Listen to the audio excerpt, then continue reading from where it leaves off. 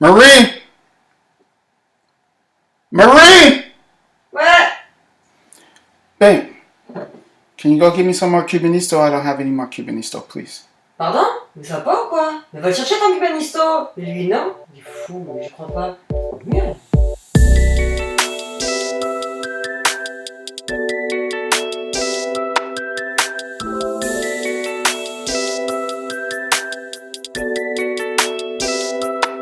Hello everyone and welcome to a new episode of WhoDey Lounge. I'm your host, Cincy to Friends. In today's episode, I'm going to talk about my trip to London, Ryan Finley as your starting quarterback, Zac Taylor, is he coaching for his job, what advice I would give to him, a little bit of draft talk, and I might even give you a French lesson.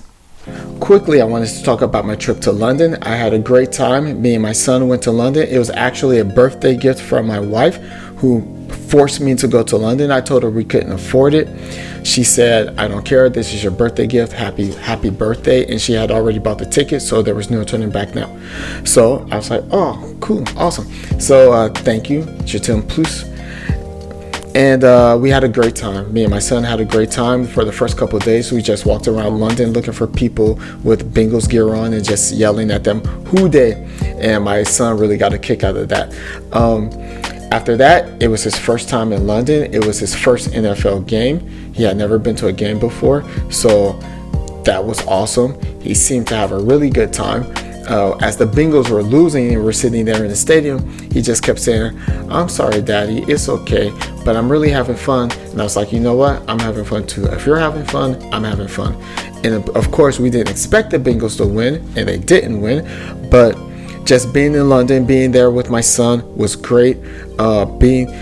Doing the bar, the Admiralty in the middle of London, that was great. The people of London were so nice. They were great hosts. They made it feel like it was a really, really big deal for the NFL to be in London.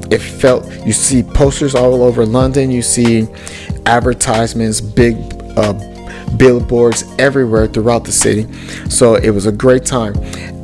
If you want to know if it's worth going to London, if it's worth paying the money to do it, I would say yes. If you're a fan of the NFL and you're a fan of a team who's playing in London and you've never been to London, that is a perfect opportunity to take at least 4 or 5 days to go to London, enjoy the city, partake in all the festivities around the NFL, around everything that's going on. Go to the bar that's going to host your team's fans.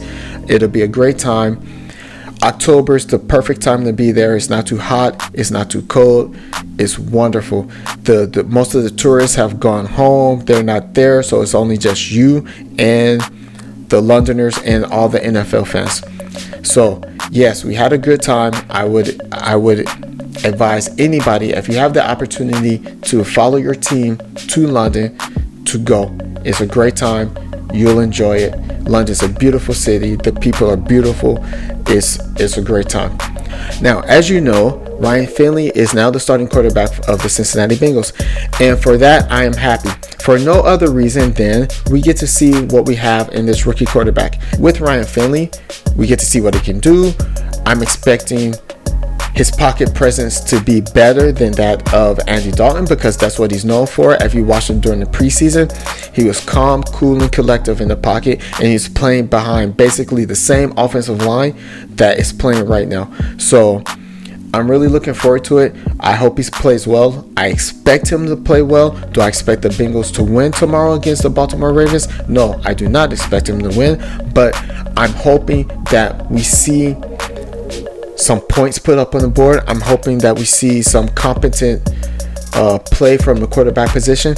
I'm also hoping that we see some schemes, knowing that you have a rookie quarterback in the game, that you're going to do whatever it takes to help him succeed, playing to his strengths and trying to stay away from some of his weaknesses. Now, if you've been listening to me, you know that I've had a big problem with the Bengals keeping 3 quarterbacks on the roster all year long, with Jake Delagalo being the 3rd quarterback and being inactive for every game except for the one game where pretty much half the roster was hurt.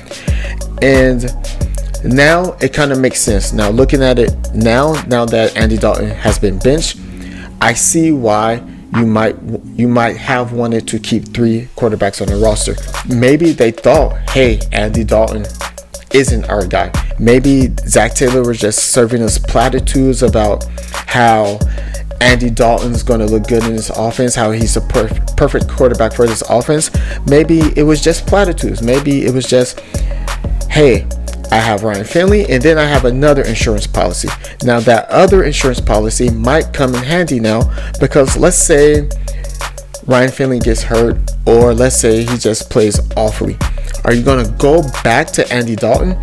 The Bengals haven't just completely gotten rid of Andy Dalton, but Andy Dalton has completely checked out. He's already asked for a trade next year. He wanted a trade before the trade deadline this year. Now he wants to be traded. He's expecting to be traded in the offseason. Not only that, the Bengals seem to love what they have in Jake Delagala, principally his strong arm. He also played well during the preseason. He also showed that he could play a little bit in this league, and that's one of the reasons why the Bengals kept him on the roster. They were afraid that he wouldn't make it to the practice squad. Now, if that's the case, and let's say something happens to Ryan Finley, how easy is it just going to go back to Andy Dalton? I guess you don't want to make him your third string quarterback. You just don't want to completely insult the guy like that. But at the same time, if we're trying to figure out what we have in this roster, let's figure out what everybody can do. Hopefully that situation on the rise. Hopefully Ryan Finley won't get injured, or he'll play well enough to keep his job and not even have to think about going to another quarterback. But now I can see the point of view of keeping that third quarterback, Jake Delagala, on the roster if you like him, and if you knew there was a possibility that you might go away from Andy Dalton. I don't think there's going back to Andy Dalton, but at what point do you make Jake Delagala the backup quarterback, and if something happens to Ryan Finley, see what he can do as well? Just a thought. Now, the next question I have is Zac Taylor coaching for his job? And what I mean by that is, he was brought in to be a quarterback whisperer, a quarterback guru. That was his specialty. What's the point of having a quarterback whisperer if he can't whisper?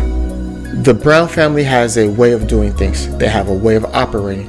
And one of the things is they bring coaches in to do specific things. For example, the offensive line is struggling. They go out and they hire one of the best offensive line coaches in the NFL, Frank Pollock. He comes in and they say, here's your offensive line. You're here. We don't need to get any new players. We don't need to sign any big time free agents. Make this offensive line better so we don't have to go out and draft, or more importantly, we don't have to go out and pay big money to big time free agents. You can turn these guys into big time players, and we don't have to pay them, and we can get hometown discounts, etc., etc. Well, they pretty much did the same thing with Zac Taylor. They said, here, you're a quarterback guru. Zac Taylor was never an offensive coordinator. He wasn't even an offensive coordinator in Los Angeles. He was the quarterback's coach, and his thing was a quarterback whisperer, and he got the best out of Jared Goff.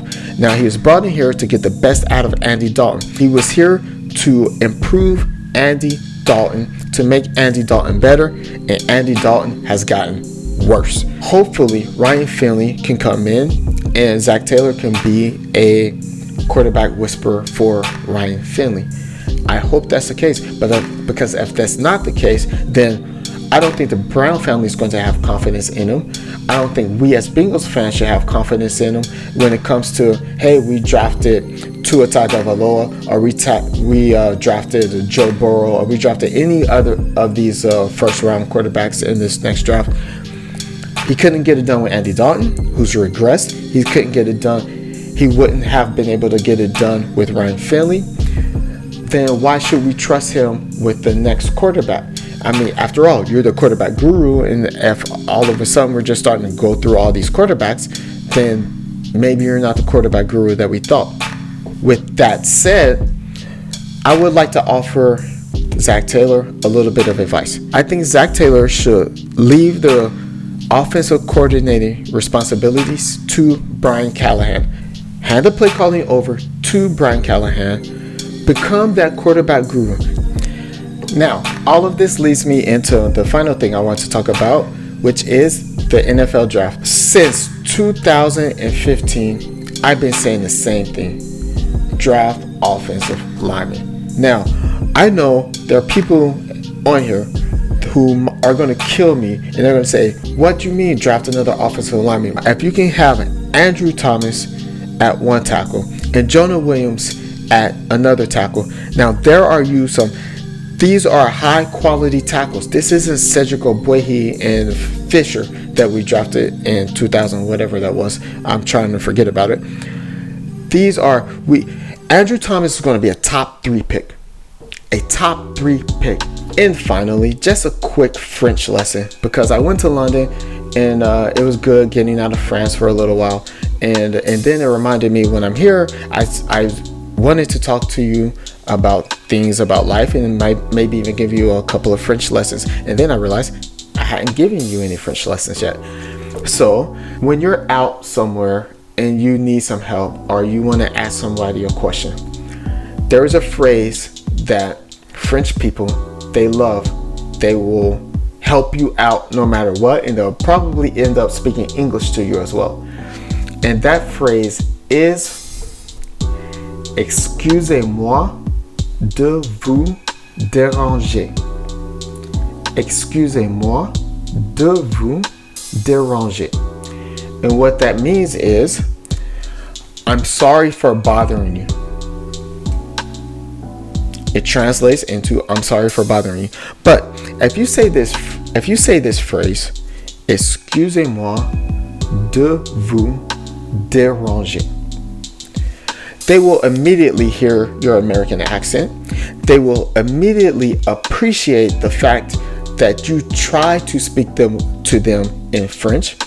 And more often than not, they will immediately start speaking to you in English. Now, a lot of American tourists, when they visit France, Paris especially, they make a critical mistake. And that critical mistake is not even trying to speak a word of French. And this makes us Americans come off as rude, inconsiderate, and just not even trying to speak French. And French people don't like that. They object to that. Now, just think about that. If you're an American and a French person comes up to you while you're in America and they just start speaking French, expecting you to understand. Now, I know it's not apples to apples, because English is the franca lingua, but make an effort.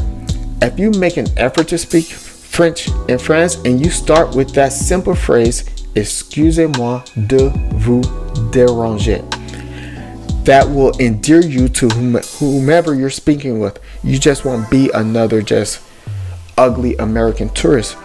And then you speak whatever French you know, because people are going to be a lot more willing to help you, and they're going to be a lot more curious about you, and they might start asking you questions, and you might make a new friend. Who knows? But if you just come over here and say, excuse me, I need you, can you tell me how to get to the Eiffel Tower? No, they don't like that. I'm telling you, they don't like that. They do not like that. Don't do that. And if you think the people are rude because they're not going to speak to you in English, that's why, because you made no effort. I never had that problem because I always wanted to try to speak French. And my problem when I lived in Paris was, when I spoke French, the people always spoke to me in English, and I had to tell them, please don't speak to me in English, speak to me in French, because I want to learn French. But people in Paris, yes, they all speak English, but they speak English if you're nice to them. They speak English if you approach them correctly. If you come at them crazy, they're going to come at you crazy, and then you're going to be like, oh, the French people are rude. Nah, you're rude. You came at them rude and disrespectful, and then you think everybody's just supposed to bow down to your American butt because you're American and you're over here speaking English. That doesn't work. It does if you use one phrase, excusez-moi de vous déranger. Excuse me. Okay, so that's your French lesson for this episode, and that is the episode. That's all I have time for. So I hope you enjoyed it. I hope you learned a little bit of French, and until next time, have a great day. Have a wonderful day. Have a WhoDey.